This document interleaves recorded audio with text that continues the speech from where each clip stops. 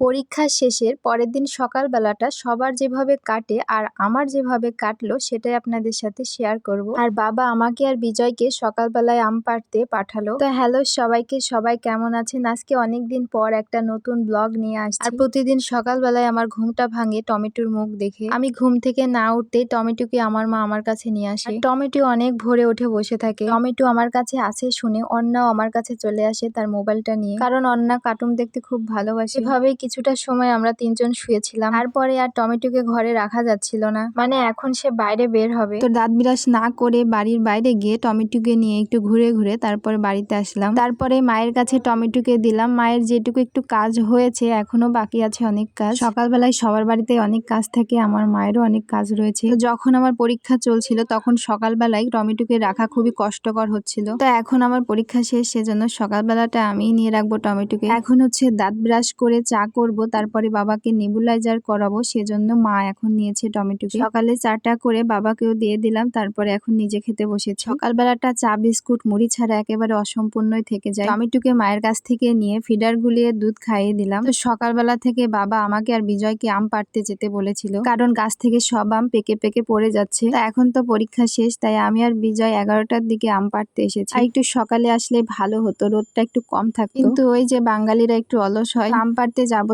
করতে করতে বেলা 11টায় বেজে গেল। 4-5টা আম গাছ রয়েছে আমাদের নদীর ঘাটের ওপরে, তো আমরা ওইখানে আম পাড়তে এসেছি। আর এসে দেখি সব গাছের নিচেই রয়েছে 2-3টা করে আম পড়ে। গাছের নিচে যেগুলো ঝুলছিল পাকা আম, সেগুলো হাত দিয়ে পেরে নিলাম। আর বিজয় গাছে উঠে ঝাঁকি দিচ্ছিল পাকা আম পাড়ার জন্য। তো ঝাঁকি দেওয়ার কারণে কাঁচা পাকা সব আমই পড়ে গেছিল। সবে এতক্ষণে আমাদের একটা গাছের পাকা আম পাড়া হলো। এখন আর একটা গাছের দিকে আমরা দুজন যাচ্ছি। গাছেরও কয়েকটা পাকা আম পেয়েছি, সেগুলো পাড়া হয়ে গেছে। আমগুলো কুড়িয়ে প্রথমে একটি জায়গায় রাখলাম কষগুলো ঝরে যাওয়ার জন্য। তারপরে ব্যাগে একে একে করে সব আমগুলো পুড়ে নিলাম। আমাদের ব্যাগ কিন্তু একেবারে লোড হয়ে গেছে। এখন আমরা বাড়ি যাব। আর বাড়ি যাওয়ার সময় দেখছি আমাদের খেজুর গাছ থেকে কত খেজুর নিচে পড়ে রয়েছে। ছোটবেলায় কাঁচা খেজুরই পেরে নিয়ে আসতাম, আর লবণ দিয়ে মাখিয়ে রাখতাম যাতে তাড়াতাড়ি পেকে যায়। আর এখন কত খেজুর পেকে পেকে পড়ে নষ্ট হয়ে যাচ্ছে, কেউ নিয়েই যায় না। আমাদের দুজনের আম পাড়তে গিয়ে বাড়ি আসতে অনেকটাই দেরি হচ্ছিল, সেজন্য দিদি আমাদেরকে দেখতে এসেছিল। আর আমাদেরকে দেখতে আসার পথে দিদি অনেকগুলো আম পেয়ে যায় আমাদের গাছে। বাড়ি এসে একটা ভিডিও দিলাম, তারপরে টমেটোকে নিয়ে অনেকক্ষণ বসেছিলাম। টমেটোর মা বলল সে মাথা ঘুষবে, তাই আগে চান করবে, সেজন্য টমেটোকে নিয়ে আমি বসেছিলাম। আর যেই আমি তেল মেখে চান করার জন্য রেডি হলাম, তখনই কারেন্টটা চলে গেল। কারণ আমাদের দিকে দুপুরবেলাতেই অনেকটা মেঘ করে এসেছিল, একটু ঝড়ের মতো বাতাসও উঠেছিল।